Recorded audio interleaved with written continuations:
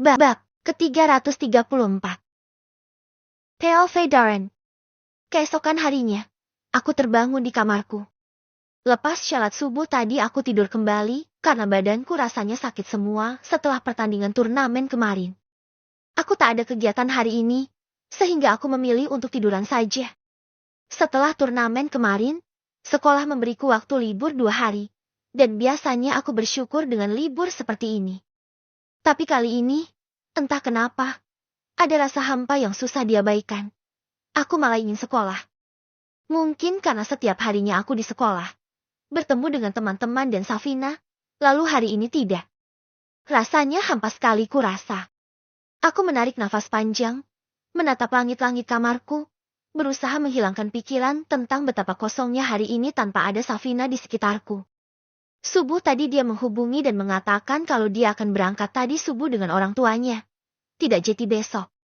Padahal, aku berniat untuk menemuinya dan mengajak dia jalan-jalan sebelum dia pergi. Tapi, sudahlah. Aku mencoba mengalihkan pikiran dengan mengambil bola basket yang ada di sudut kamar. Biasanya, ini cukup untuk membuat pikiranku tenang. Tuk, tuk, tuk. Aku memantul-mantulkan bola itu di lantai kamarku, suara pantulannya memenuhi ruangan yang hening. Setelah beberapa saat, aku berhenti, duduk di ujung tempat tidur sambil meremas bola basket di tanganku. Jika Safina jauh dariku, apakah dia akan tetap setia? Jangan-jangan, nanti dia malah dekat lagi dengan orang lain di sana. Aku menggelengkan kepala, berusaha mengusir pertanyaan-pertanyaan bodoh dalam benakku. Safina tak mungkin seperti itu, kan? Aku rindu, belum sehari sudah serindu ini. Bagaimana jika ditinggalkan lama? Ini cuma beberapa hari. Batinku mencoba meyakinkan diriku sendiri. Tapi tetap saja, rasanya aku rindu. Tak melihatnya sehari itu seperti ada yang kurang. Aku mengeluarkan ponsel dan mulai mengetik pesan untuk Safina. Siang, sayang. Kamu udah sampai. Semoga kamu selamat sampai tujuan. Pesanku terkirim, dan aku menatap layar, berharap dia cepat membalas. Di layar muncul aku tersenyum tipis membaca balasannya. Dia selalu tahu bagaimana membuatku merasa lebih baik. Iya, aku nggak apa-apa kok. Tapi, kamu tahu kan, aku pasti kangen banget sama kamu nanti. Dia membalas dengan emoji tertawa, seolah menyembunyikan perasaan yang mungkin sama denganku. Kamu lebay deh, Darn. Nanti aku video call tiap malam. Tenang aja. Kalau kangen, kan bisa ngobrol. Aku tersenyum lagi membaca pesannya. Walau hanya melalui teks, rasanya sudah membuat perasaanku lebih baik. Aku menyimpan ponsel, mencoba mengabaikan rasa cemas akan jarak yang akan memisahkan kami. Ternyata, punya istri itu menyenangkan ya. Gumamku pelan, lalu aku tersenyum pada diriku sendiri. Ini akan jadi ujian kecil untuk kami. Aku akan belajar menghargai kehadirannya lebih dari sebelumnya. Dan ketika dia kembali, aku akan pastikan dia tahu betapa berartinya dia dalam hidupku. Aku keluar dari kamarku dengan semangat yang kembali terisi. Kulihat seisi rumah sepi. Entah kemana Mami.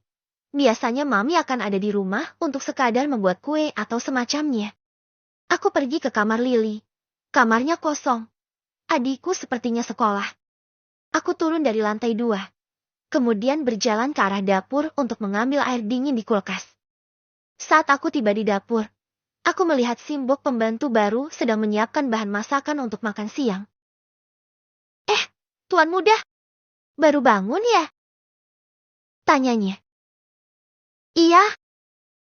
Jawabku. Mami kemana? Kok rumah sepi? Tanyaku.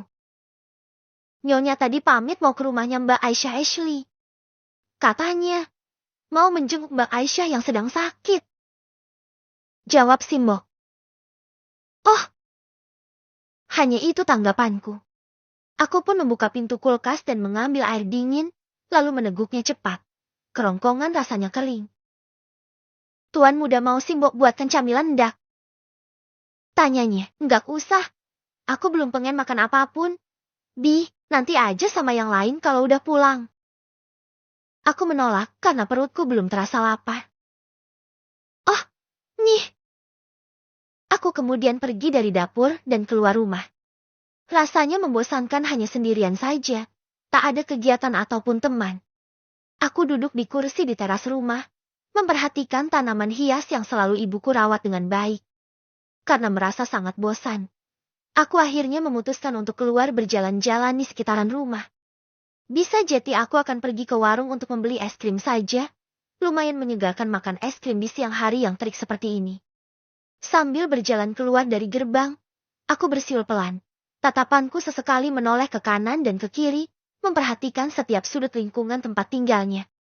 Di saat aku sedang berjalan menuju warung, tiba-tiba terdengar suara orang memanggilku dari belakang.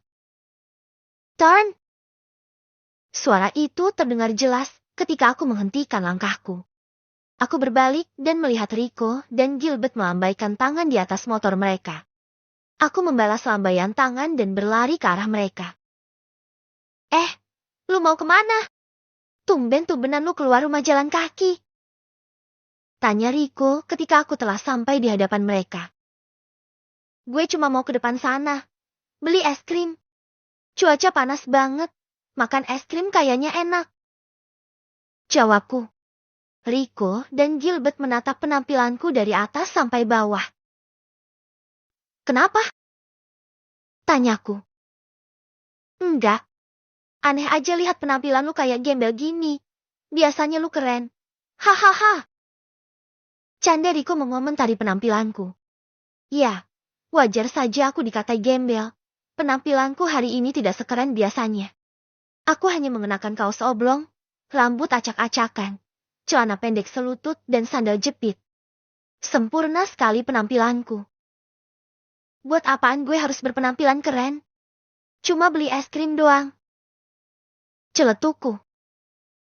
Iya sih, cuma aneh aja kalau lihat lu kayak gini. Seorang Darren Abraham itu vibesnya keren, khas cowok-cowok barat gitu. Halah, gue kan orang Indonesia. Muka doang yang barat, hati tetap Indonesia. Rico terkekeh, begitu juga dengan Gilbert yang ikut terkekeh. Si Steve kemana? Biasanya kalian bertiga. Kok tumben cuma berdua aja? Tanyaku. Salah satu sahabatku tak ikut. Steve ada janji sama cewek pasangan, makanya dia nyari. Kita juga sama, tapi belum ada yang cocok. Timpal Gilbert. Iya nih, Lily boleh gak buat gue? Biar gue gak jomblo terus. Tanya Rico dengan senyum lebar yang menantangku untuk mencitaknya. Tak, aku mencitaknya juga. Gemas dengan kelakuannya yang suka bikin kesal. Oh, sekali lagi lu bilang kayak gitu. Bogem gue yang mendarat di muka lu. Ancamku dengan nada bercanda. Hish, mana mau gue sama Lily? Abangnya jahat banget kayak lu. Bisa-bisa gue jadi bola basket nanti. Celetuk Rico. Aku dan Gilbert tertawa menanggapinya. Aku mengajak dua temanku untuk masuk ke rumah. Siapa tahu mereka mau menemaniku menghilangkan kebosanan. Aku membawa mereka ke kamarku, dan seperti biasa mereka akan langsung membanting tubuh ke kasur karena katanya tempat tidurku selalu nyaman. Aku sendiri duduk di kursi meja belajar, menatap keduanya yang berbaring sambil bercanda. Tak lama kemudian, Rico berbalik padaku dan bertanya. Ren, kita renang yuk. Ajaknya. Iya bener. Cuaca panas kayak gini cocok buat renang. Seger. Gilbert setuju. Aku mengangguk. Boleh. Mumpung Mami dan Lily lagi gak ada. Bisa lebih bebas berenang. Aku setuju saja karena memang cuacanya sangat panas. Kami segera keluar dari kamar, lalu pergi ke halaman belakang di mana kolam renang berada. Dua sahabatku langsung melepas baju dan celana mereka. Menyisakan boxer untuk menutupi si burung perkutut agar tak terbang. PYULLE. Gilbert dan Rico langsung menceburkan diri, kemudian mereka berenang berdua.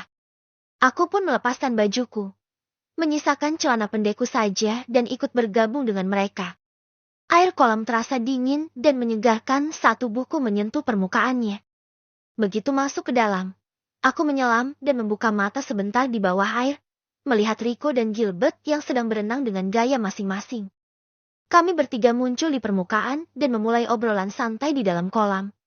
Jawabku sambil memercikan air ke wajahnya, membuatnya terbatuk sedikit. Bete dong lu gak ada ayang? Candanya. Ya iyalah, namanya suami istri, kalau jauhan ya gak seru. Bikin galau. Jawabku. Jangan galau, bos. Jarak kayak gitu cuma sementara. Lagi pula, dia udah jadi milik lu. Percaya aja dia gak bakal macem-macem. Timpal Rico sambil menyelam sebentar dan menyembur air ke arahku.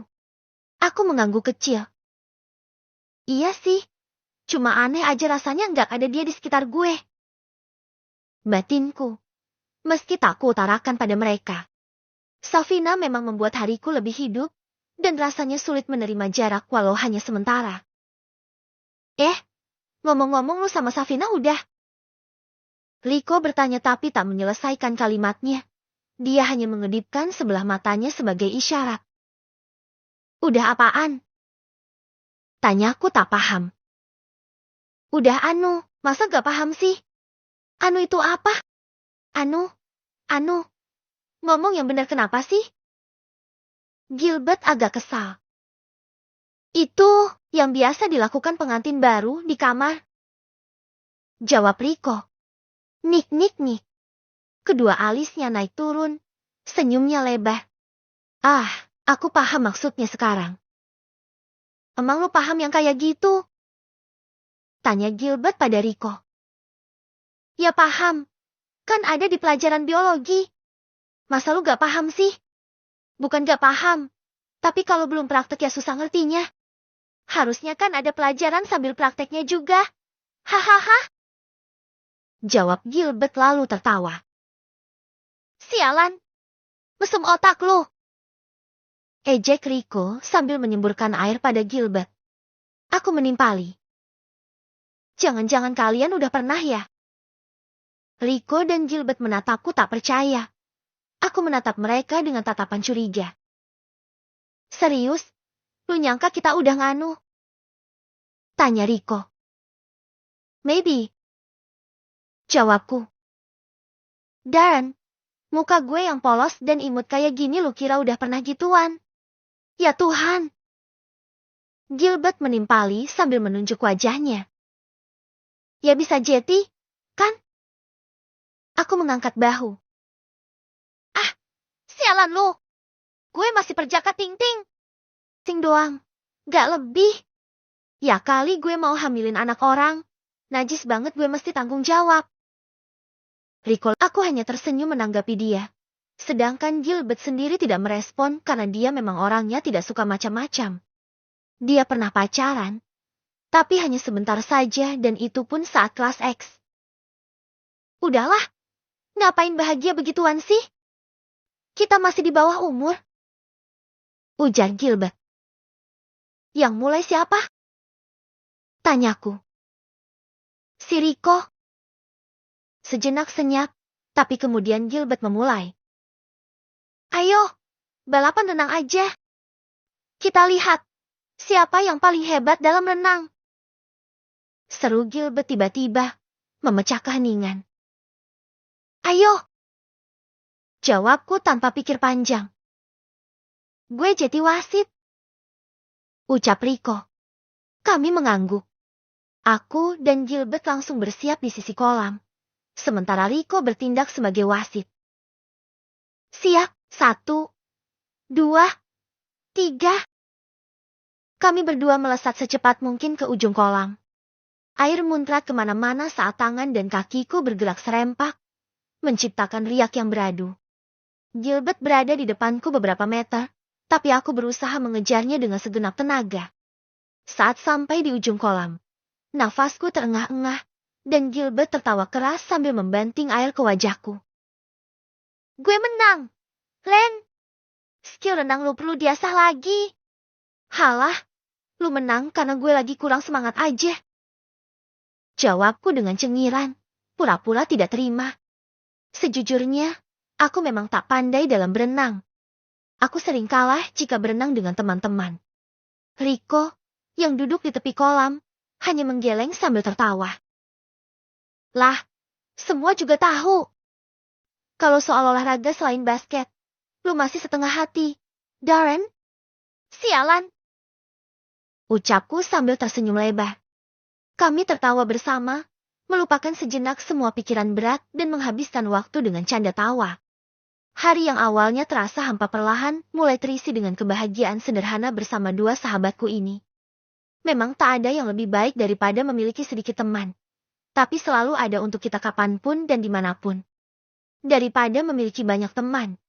Namun tidak bisa dibutuhkan ketika kita membutuhkan